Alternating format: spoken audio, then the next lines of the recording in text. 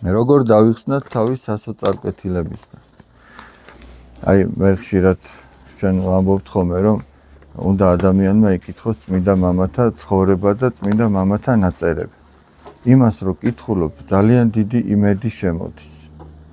იმიტომ ის არ არის მარტო მათი უბრალოდ აი ინფორმაციული მხარე კი არ არის რომ წაიკითხო და შენ ეს გაიგო მან რა თქვა.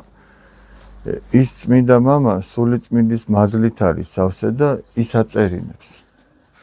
და იმას რო კითხულობ შენში იმედი შემოდის. ასევე უნდა ჩვენ გავიხსენოთ ხოლმე ესეთი შემთხვევები რომ ადამიანები გამოუვა მდგომარეობაში იყვნენ და გამოსავალი აღმოჩნდა. ეგეთი შემთხვევები უამრავია. რომ გაიხსენო ესე იგი რომ აი ამ კაცს რაღაცა ესე უჭირდა და სულ რომ არავინ არ მოელოდა წამოიწმინდა და გამოსავალი გამოჩნდა. ერთხელ, ორჯერ, 10ჯერ. მე ხშირად ყვები ხოლმე ჩვენი მრევლი იყო ეთერი ერქვა. ეხლა გარდაცვლილია უკვე. ძალიან უჭირდათ ოჯახში ესე იგი, ავათაც იყვნენ, მატერიალურადაც არ იყო ის თვითონაც ძმაც, დედაც ჩავარდნილი იყო. მაგრამ ესეთ რამეს ამბობდა, რომ აი ცხოვრებაში ბევრი რაღაც გადაგვიტანიაო, განსასწრებია. და ეხლაც ვიციო, რომ რაც არ უნდა გამიჭირდესო, გამოსავალი აუცილებლად მოიძებნება.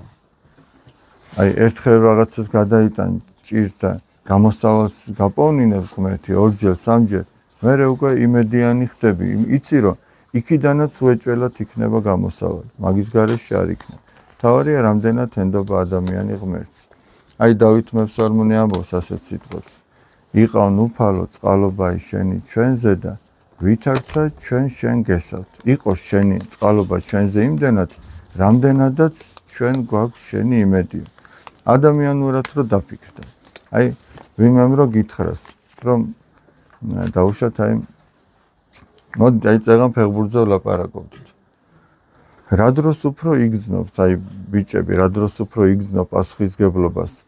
როცა ბურთს აი პასს შენს გაძლევენ და შენი იმედი აქვს რომ შენ ამას სწორად გამოიყენებ და არ დაკარგავ, თუ როდესაც პასს არავინ არ გაძლევს და შენით მოიპოვებ ბურთს, რა დროს უფრო გაქვს პასუხისგებლობა გუნდის წინაშე. როცა პასს გაძლევენ, ესე იგი გენდობიან, ხო მართალია. როცა ახლა წარმოედგინეთ, ახლა მინი ფეხბურთში არა, მაგრამ დიდ ფეხბურთში, ხო? რამდენი ძალისხმევა ჭირდება გუნდს რომ ბურთი მოიპოვოს. მერე უნდა შეტევაზე გადავიდეს და მერე ის ბურთი შენ უნდა მოგცენ და შენი იმედი აქვს და მთელი ამდენი შრომა შენ წყალში არ უნდა ჩაუყარ და პასუხისგებლობა ხო გაქვს. და თუ არასოდეს არ მოგცემენ პასს და შენით მოიპოვებ, მაშინ არა გაქვს ეს პასუხისგებლობა. იმდენი, რამდენიც მაშინ როცა შენ გენდობია, ხო მართლა? რატო ამბობ? როცა ჩვენ ღმერთს ვენდობით და ვამბობთ უფალო შენი იმედი მაქვს. ჩვენი ფეხბურთში შეიძლება გქონდეს პასუხისგებლობა, მაგრამ მაინც გაუცრუოთ იმედები. სუსტები ვართ, რაღაცა ვერ მოვახერხოთ, მაგრამ ღმერთი ყოვლადძლიერია და ჩვენ როდესაც ღმერთს ვენდობით, წმინდა მამები ასე ამბობენ, რომ თითქოს აი ღმერთი მოვალე ხდება ჩვენს მიმართ, რადგან ჩვენ ვენდობით. რამდენადაც ჩვენ ვენდობით, იმდენად ღმერთი თითქოს მოვალე ხდება ჩვენს მიმართ. და ღმერთი არასოდეს არ გაგიმტყუნებს იმედს, თუ მას ენდობთ.